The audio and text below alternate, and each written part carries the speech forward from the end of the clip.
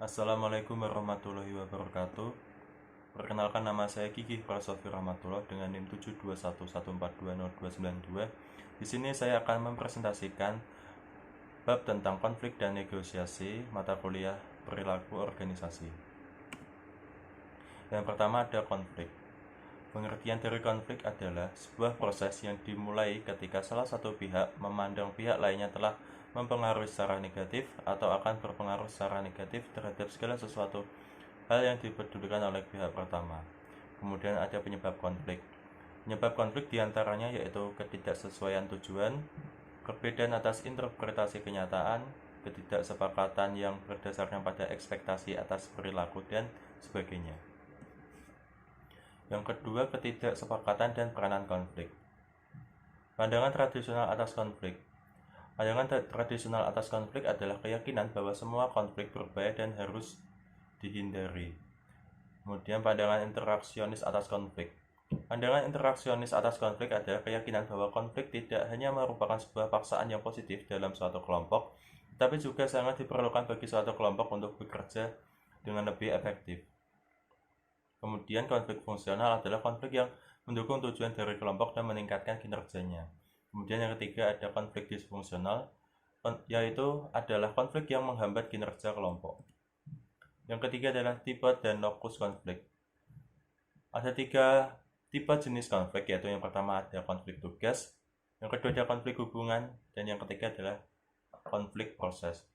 Konflik tugas adalah konflik tentang kandungan dan tujuan dari bekerja. Konflik hubungan adalah konflik yang didasarkan pada hubungan interpersonal, dan konflik proses adalah konflik yang mengenai bagaimana pekerjaan akan diselesaikan.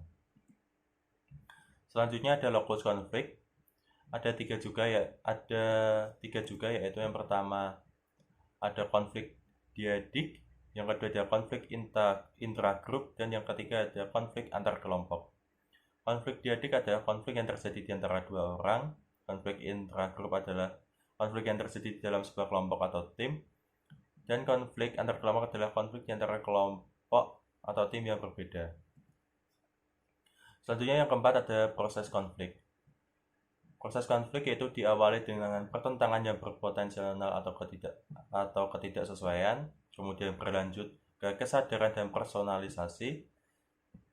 Dari kesadaran dan personalisasi akan menghasilkan niat, dan niat sendiri itu akan menuju ke perilaku, dan perilaku akan menghasilkan sebuah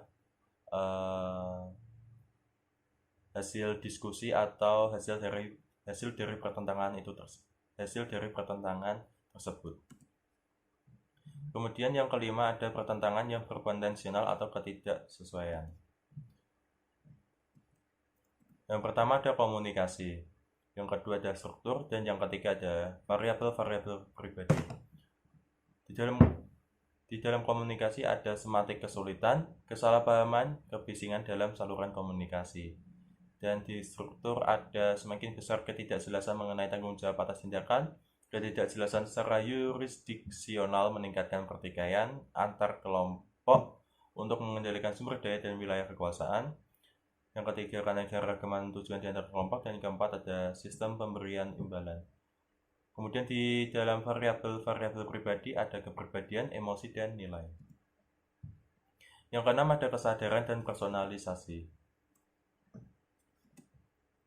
Ada 3 di dalam kesadaran dan personalisasi, yaitu yang pertama dipandang sebagai konflik, yang kedua dirasakan sebagai konflik, dan yang ketiga adalah poin-poin penting yang terdapat di dalamnya.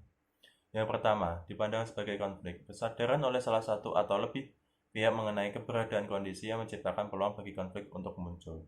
Yang kedua dirasakan sebagai konflik, keterlibatan secara emosional dalam konflik yang menciptakan kecemasan, ketegangan, frustasi, atau permusuhan.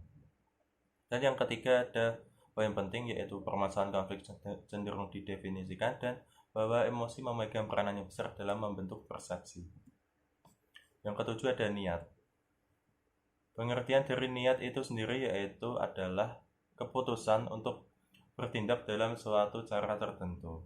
Yang kedua adalah bersaing. Bersaing adalah suatu keinginan untuk memuaskan kepentingan seseorang tanpa memperhatikan dampak timbul konflik terhadap pihak lain.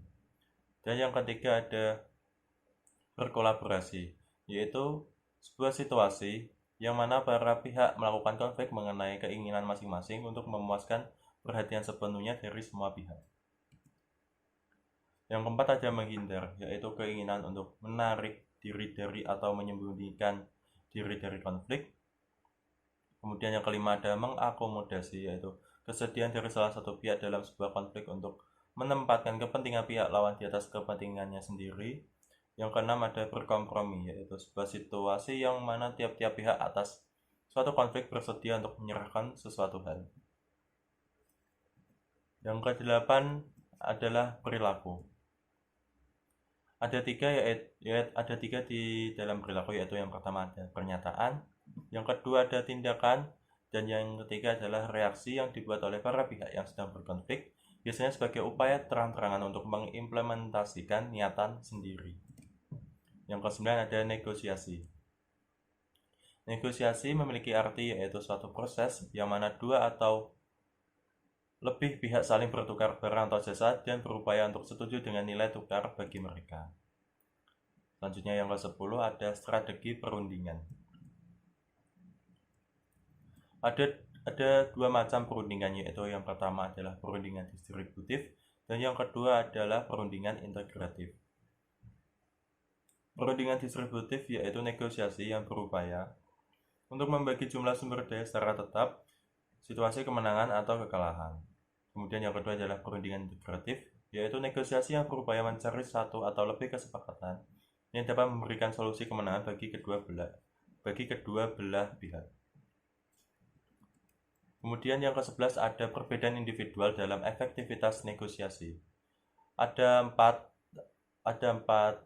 poin penting dalam perbedaan individual dalam efektivitas negosiasi, yaitu yang pertama ada sifat kepribadian dalam negosiasi, yang kedua suasana hati atau emosi dalam negosiasi, yang ketiga budaya dalam negosiasi, dan yang keempat ada perbedaan gender di dalam negosiasi.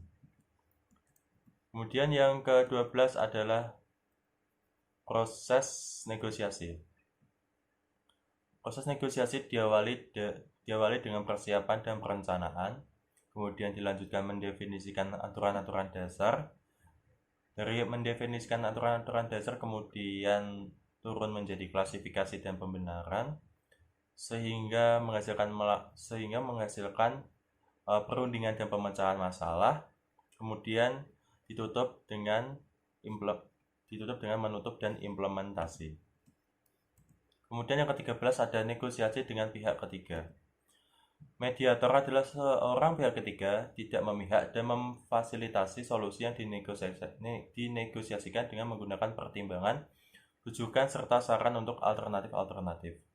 Arbitrator adalah orang pihak ketiga pada negosiasi yang memiliki otoritas untuk mendikte perjanjian.